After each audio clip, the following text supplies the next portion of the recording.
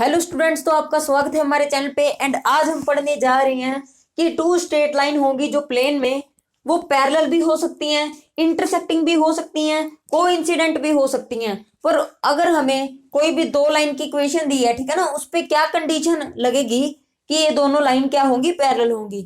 या हम सीखते थे ना, 10th में हमें करवाया था V A1/A2, ठीक है ना, इंटरसेक्टिंग लाइंस की कंडीशन थी A1/A2 is not equal to, अगर B1/B2 है तो ये लाइन क्या होगी, इंटरसेक्टिंग होगी। तो वो क्यों था, ये इसका भी रूल था और इसका भी रूल था। तो वो क्यों थे रूल, वो आज हम इस वीडियो में सीखेंगे। तो स्टार्ट करते हैं। यहाँ पर देखो, सबसे पहले हम क्या पढ़ना स्टार्ट करते हैं, को इंसिडेंट लाइन्स। तो यहाँ पर देखो आप, को इंसिडेंट लाइन्स हम कैसे निकालेंगे। यहाँ पर देखो, यहाँ पर अगर आपके पास कोई भी लाइन को इंसिडेंट है तो आपने पक्का देखा होगा। ये देखो यहाँ पर, अब एक ये लाइन जा रही है हमारी L1 और एक दूसरी लाइन है हमारी यहाँ पर, कौन सी लाइन है, L2 लाइन है। अब यहाँ पर अगर इन दोनों का स्लोप तो इक्वल होगा ना, आप ये बताओ मुझे, स्लोप इक्वल होगा इन दोनों का, ठीक है ना। Slope of L1 is equal to slope of L2, ठीक है ना। स्लोप लिख लो, चाहे M लिख लो, M of L1 is equal to M of L2, ठीक है ना। इतना आपको क्लियर है, इतना तो आपको क्लियर ही होगा। और साथ में जो C होता है, ठीक है ना, जो साथ में C कांस्टेंट लगा होता है, वो भी क्या होगा, इसका सेम होगा।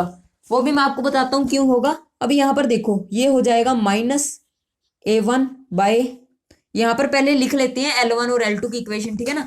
यहाँ मान लो L1 such that A1x plus B1y plus C1, ठीक है ना। ये हमारी L1 की इक्वेशन है। और L2 की इक्वेशन लिख लो, A2x plus B2y plus C2, ठीक है ना। अब यहाँ पर देखो, हमारा जो स्लोप डिफाइन होता था वो इन्हीं दो चीजों से होता था, ठीक है ना, x के कोफिशिएंट और y के कोफिशिएंट से। तो ठीक है ना, स्लोप क्या होता था हमारा, -A/B, इतना आपको आना चाहिए।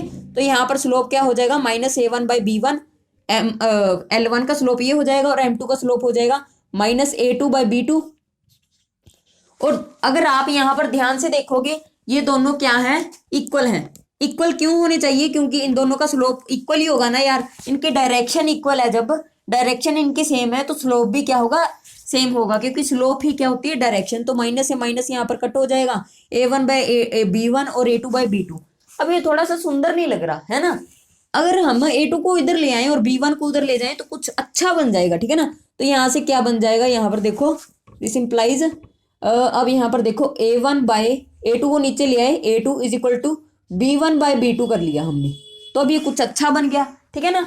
अब एक और चीज देखो आप, कि अगर ये देखो, ये तो हमारे क्या डिफाइन करते हैं, लाइन की स्लोप डिफाइन करते हैं, A और B, ठीक है ना। A और B जो होते हैं हमारे कोफिशिएंट, और जो साथ में हमारा कांस्टेंट जुड़ा होता है वो हमारी क्या डिसाइड करता है, लोकेशन। अब इसका स्लोप तो फिक्स हो गया, पर इसकी लोकेशन क्या है, चेंज हो सकती है। अब आपको ये तो पता ही होगा कि कोई भी दो लाइन की कोई भी लाइन की इक्वेशन है ना, ये एक ही लाइन की इक्वेशन होगी। L1 और L2 दोनों सेम है, तो L1 और L2 सेम होगी। तो आपको पता है, अगर ये दोनों लाइन सेम है या कोइंसिडेंट है, तो इनकी लाइंस हमेशा क्या होती है, सेम होती हैं, इक्वल होती हैं। और बस क्या कर देती हैं, साथ में कुछ ना कुछ मल्टीप्लाई कर देती हैं कांस्टेंट। तो बस उसमें ऐसा ही कुछ करते हैं, वो भी मैं आपको बताता हूँ। अब यहाँ पर देखो, लोकेशन बताता है ये, तो ये हमारी लोकेशन डिफाइन करता है। अब ये ऊपर नीचे नहीं करनी है हमें लाइन, इसकी लोकेशन भी सेम रखनी है। इसके लिए C1/C2 सॉरी, ये भी क्या होगा, इक्वल होगा, ठीक है ना। इनकी रेशियो भी इक्वल होगी। अब मैं आपको बताता हूँ ये C1/C2 ऐसा क्यों लिखा है, ठीक है ना। अब यहाँ पर देखो, अब यहाँ पर इसे के मेथड से करते हैं, ठीक है ना। इसे मैं आपको करके दिखाता हूँ, A1/A2 is equal to B1/B2 is equal to C1/C2। अब यहाँ पर अगर आप इसे के की इक्वल मान लो तो दिस इंप्लाइज क्या हो जाएगा, A1 इक्वल टू A2 हो जाएगा, A1 इक्वल टू A2 हो जाएगा, coma B1 equal to B2 हो जाएगा, coma C1 equal to C2 हो जाएगा, ठीक है ना, C2 हो जाएगा, ठीक है ना। अगर ये हो गया तो यहाँ पर देखो आप, अब यहाँ पर A1 को हम क्या लिख सकते हैं, A2 लिख सकते हैं। अब यहाँ पर A1 को A2 लिख सकते हैं, ठीक है ना। अब यहाँ पर देखो L1 की equation, L1 such that A1 को हम A2 लिख सकते हैं, A2 प्लस B1 को हम लिख सकते हैं B2 के एंड Y साथ में था, और प्लस C1 को हम लिख सकते हैं C2 के, ठीक है ना। तो अब यहाँ दिस इंप्लाइज, अब यहाँ से के बाहर निकल जाएगा कॉमन में, और ये क्या बन जाएगी A2x plus B2y plus C2, ठीक है ना, ये हो जाएगा। अब यहाँ पर देखो ये हमारी L1 की इक्वेशन आ गई, और L2 क्या होगी A2x plus B2y plus C2 is equal to 0, ठीक है ना। तो अब यहाँ पर देखो ये दोनों लाइन की इक्वेशन है जो, ठीक है ना, ये दोनों लाइन की इक्वेशन है जो, वो देखो साथ में कुछ ना कुछ मल्टीप्लाई किया हुआ है ना, तो लाइन की इक्वेशन हमेशा ऐसी होती है, ठीक है ना, ये आपको ध्यान में रखना है। ये होती है हमारी कोइंसिडेंट लाइन की इक्वेशन, ऐसी होती है हमारी, ठीक है, हमेशा, मतलब कुछ ना कुछ मल्टीप्लाई किया होता है, कोइंसिडेंट लाइंस। अब यहाँ पर देखो कोइंसिडेंट लाइंस ऐसी होती हैं। अब यहाँ पर हमारी कंडीशन क्या बन गई है, ये वाली कंडीशन होती है कि हमारा A1 A2, मैंने यहाँ से आपको ये डिराइव करके दिखा दिया कि हमारी कोइंसिडेंट की लाइन की इक्वेशन तो हमारी ये होती है, ये तो आपको पता ही था, और इससे हमने ये डिराइव कर दिया, मतलब इससे ये अगर ये बात है हो गई है तो ये बात होगी, और ये बात क्या कहती है कि हमारी लाइंस कोइंसिडेंट होगी, ठीक है ना। तो अब यहाँ पर ये क्या दर्शाती है, कोइंसिडेंट लाइंस, ठीक है ना, मतलब अगर कोई भी लाइंस है उनके A1/A2 इज इक्वल टू आ गया, B1/B2 is equal to C1/C2 आ गया, ठीक है ना, तो क्या हो जाएगी, लाइंस कोइंसिडेंट हो जाएंगी। अब इंटरसेक्टिंग लाइंस देखते हैं, ज्यादा लंबी नहीं करनी है वीडियो को हमने, ठीक है। इंटरसेक्टिंग लाइंस कैसी होती हैं, अब यहाँ पर सबसे पहले देखो, पहले पैरेलल लाइंस पढ़ लेते हैं। यहाँ पर देखो ये हमारी L1 है और ये L2 है, ठीक है ना। अब यहाँ पर देखो आप ध्यान से एक बार सुनो, एक बार मेरी ध्यान से सुनो। अब यहाँ पर पहले लिख लेते हैं L1 such that A1x plus B1y plus C1, ठीक है ना, और L2 क्या हो जाएगा हमारा A2x plus B2y plus C2, ठीक है ना। अब एक बार मेरी ध्यान से सुनो, यहाँ पर जो लाइंस जा रही हैं इनका एंगल क्या होगा, इक्वल होगा, ठीक है ना। और अगर एंगल इक्वल हो गया, एंगल से हमारा क्या आ जाएगा, स्लोप इक्वल आ जाएगा। वो जल्दी से करके दिखा देता हूं आपको मैं।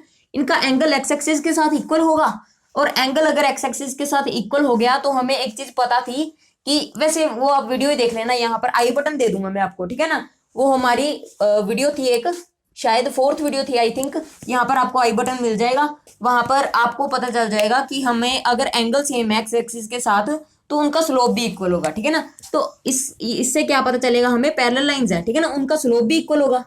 तो M ऑफ L1, ठीक है ना, is equal to M of L2, ठीक है ना। अब इस केस में सिर्फ स्लोप इक्वल होगा, ये C1/C2 नहीं इक्वल होगी, ठीक है ना, ये हमें नहीं चाहिए, क्योंकि इनकी लोकेशन जो है हमने अलग ही रखनी है, ठीक है ना। पैरेलल है वैसे सेम भी हो सकती है, पर उसको हमने नहीं देखना। तो यहाँ पर देखो ML1 और ML2 सेम हो गए। तो अब यहाँ पर आपको ये भी पता है इनका स्लोप क्या होता था, दिस इंप्लाइज, अब यहाँ पर देखो ML1 इक्वल टू ML2, और देखो यहाँ पर हमारा -A1/A2 -A1/B1, और यहाँ पर देखो -A2/B2, ये हमारा हो गया स्लोप, ठीक है ना। अब यहाँ से कट जाएगा ये, या तो आपको पता ही है, अब यहाँ से इधर ले आएंगे, सॉरी A1/A2, क्योंकि ये अच्छा लगता है, इज इक्वल टू B1/B2, ठीक है ना, B1 को उधर ले गए। अब इस नॉट इक्वल टू कर देंगे C1/C2। अब ये मुझे जल्दी से कमेंट्स में बताओ ये हमने क्यों किया, नॉट इक्वल टू क्यों लगाया C1/C2 के ऊपर, क्योंकि अब यहाँ पर देखो हमारा जो C1 और C2 है ये हमारा क्या डिफाइन करेगा। अब यहाँ पर देखो, तो अब यहाँ पर C1/C2 के नॉट इक्वल क्यों होगा हमारा, क्योंकि यहाँ पर देखो अगर C1/C2 के इक्वल हो गया तो लोकेशन भी इक्वल हो जाएगी, लोकेशन भी सेम हो जाएगी, एक दूसरे के ऊपर चला जाएगी लाइन, तो ये कंडीशन कोइंसिडेंट लाइंस वाली बन जाएगी। पर हमने ये नहीं करना, ओनली स्लोप इक्वल रखना है और डायरेक्शन इक्वल रखनी है, मतलब इनकी, ठीक है ना। डायरेक्शन सेम हो गई तो यहाँ पर C1/C2 की इक्वल नहीं करेंगे, ठीक है ना। तो इतना आपको क्लियर हो गया होगा। तो बाकी इंटरसेक्टिंग लाइंस पर चलते हैं। अब यहाँ पर देखो इंटरसेक्टिंग लाइंस के क्या कंडीशन होगी। अब यहाँ पर देखो L1 की लाइन कुछ ऐसी होगी, वैसे मैं यहाँ पर बता दूं आपको इसकी इक्वेशन क्या बन जाएगी लाइन की। अब यहाँ पर देखो A1/B1 और A2/B2 की रेशियो क्या है, इक्वल है। अब इससे हमें ये पता चलता है कि A/B और A/B, यहाँ पर A/B होगा ना, यहाँ पर देखो फिर ही तो हमारी यार रेशियो इक्वल होगी ना, यहाँ पर A और B, फिर ही तो इनका स्लोप सेम होगा ना। अगर स्लोप सेम है देखो तो A और B तो सेम हो गए ना इनके, क्योंकि स्लोप क्या होता है हमारा -A/B, तो इनकी लाइन की इक्वेशन क्या होगी, ये वाली लाइन की इक्वेशन होगी। तो आपने ध्यान में रखना है कि पैरेलल लाइंस की इक्वेशन हमारी हमारी हमेशा ये होती है, ठीक है ना। और ये हमारे अलग होते हैं पर C1 और C2, क्योंकि ये कांस्टेंट है, लोकेशन हमने सेम नहीं रखनी है। बाकी यहाँ पर देख सकते हो आप, यहाँ पर -a/b आ गए, और यहाँ पर देखो यहाँ पर ये आ गया, डिराइव हो गया। अब आगे चलते हैं। अब इस केस में क्या करेंगे हम इंटरसेक्टिंग लाइंस बनाने के लिए जानबूझ के क्या कर देंगे, उनके जो हमारे स्लोप होंगे ना इनके, वो नॉट इक्वल कर देंगे। यहाँ पर हमने इक्वल किए थे क्योंकि हमें पैरेलल बनाना था, उनकी डायरेक्शन सेम करनी थी। अब यहाँ पर हम जानबूझकर उनकी डायरेक्शन ही नहीं सेम होने देंगे। जब डायरेक्शन नहीं सेम होगी, थोड़ी सी भी टेढ़ी होगी, मतलब डायरेक्शन उनकी एक साइड में नहीं होगी, तो कहीं ना कहीं तो जाके काटेगी ना। आप एक्सटेंड करके देख लेना, यहाँ पर कोई भी दो लाइन जा रही है ऐसे, उनकी डायरेक्शन हमने सेम नहीं रखी, तो आप जब इनको एक्सटेंड करोगे ना, तो यहाँ पर ये काट जाएंगी कहीं ना कहीं। तो आपने ये ध्यान में रखना है। तो इंटरसेक्टिंग लाइंस बनाने के लिए हमें क्या करना पड़ेगा, उनके स्लोप इक्वल नहीं करेंगे हम, ठीक है ना। अब यहाँ पर पहले लिख लेते हैं a1x plus b1y plus c1, और यहाँ पर L2 क्या हो जाएगा, ये इक्वल नहीं डालना है, सच दैट है ये, ठीक है ना। कुछ ज्यादा गड़बड़ सी हो रही है, ठीक है ना, डॉट्स में अच्छे से बनाते हैं। a2x plus b2y plus c2, ठीक है ना। अब ये हो गया हमारा। अब यहाँ पर जल्दी से देखो हमारा स्लोप क्या होता था, स्लोप क्या होता था हमारा a1/b1, ठीक है ना। -a1/b1 is not equal to करना है हमने -a2/b2।